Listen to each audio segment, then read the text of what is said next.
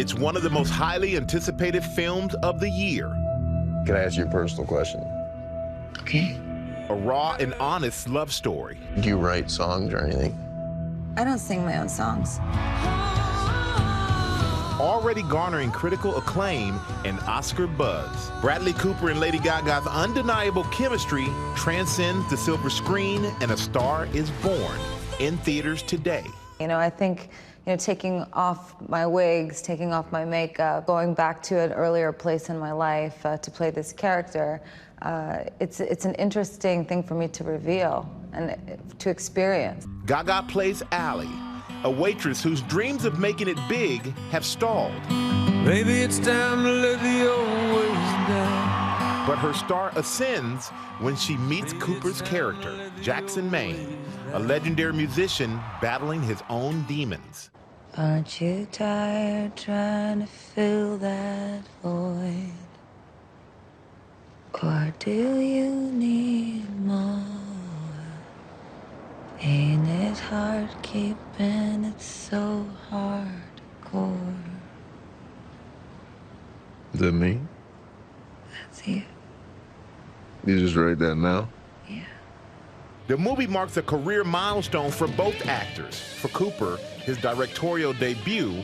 For Gaga, her first leading role. The kernel of this movie was really just a love story, and two people honestly in love with each other and what that means. I did a cancer fundraiser. I performed that night, and Bradley was in the audience, and the next day he wanted to meet me, and he came over, and I looked in his eyes, and I just had an instant connection with him, and we were so comfortable together. He made me feel so comfortable. He said to me, "Do you mind if we sing together?" And I said, "Sure." And then he opened his mouth to sing. I was blown away by his voice because he sings from his gut. He sings from his soul. I was overwhelmed with his ability to tell a story through his voice. And that's why I wanted to do this, was because I believed in him so much. And Cooper believed in her too. It's one thing to be talented and then to harness that talent. I'm just so glad God gave her the talent that she has, and he chose her, because that's quite a vessel to go through, because it's really what you do with it, and she's such a beautiful human being. Their mutual admiration and respect for one another is evident in their performances, culminating in one pivotal scene. When we sing Shallow together,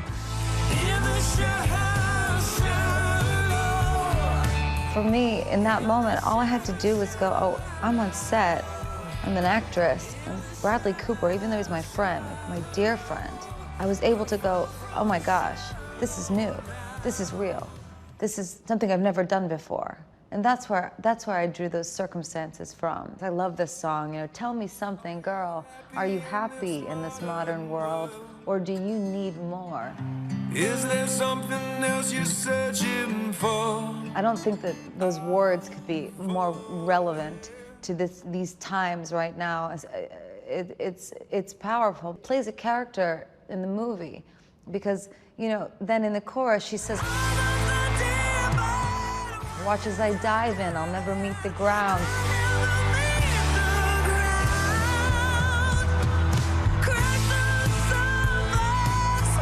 It's where they can't hurt us. We're far from the shallow now. You about to make me cry reciting those lyrics. Someone in the shadow. Much like the actors, the characters form an immediate connection. I don't sing my own songs. Why? I just don't feel comfortable. Why wouldn't you feel comfortable? Well, because almost every single person that I've come in contact with in the music industry has told me that my nose is too big and that I won't make it. Your nose is beautiful. Are you showing me your nose right now? Yeah. You don't have to show it to me. I've been looking at it all night. Oh, come on. My initial thought was, how are they able to put chemistry and energy on the film to this degree? Because I've never seen it. He says it to me in the movie, and he said it to me in real life. All you gotta do is trust me. All you gotta do is trust me. That's all you gotta do. And the truth is that I really trusted him. I can't even tell you how much this has changed my life. Maybe it's time to let the old ways down. To this is his directorial debut, but I feel like he's been a director in many ways his whole life because of his love for movies. I wanted to tell a love story and something that could connect to people. And I know that people that I know in my life have experienced love and the loss of it, so that was an ace in the hole in terms of a story that people could relate to. You're stripped down, you're bare for the world to see, but why was that important for your character in this movie? Well, that's just who Allie is. She's a real woman who also has a talent, but who has completely given up on herself. I mean, and she's so different from me. I really believed in myself when I started out. I was like, I'm gonna do this. My friends called me Gaga. I was like, all right, yeah, I'm Gaga. That name, Gaga, now synonymous with some of the biggest hits in pop music. Just Dance, Poker Face,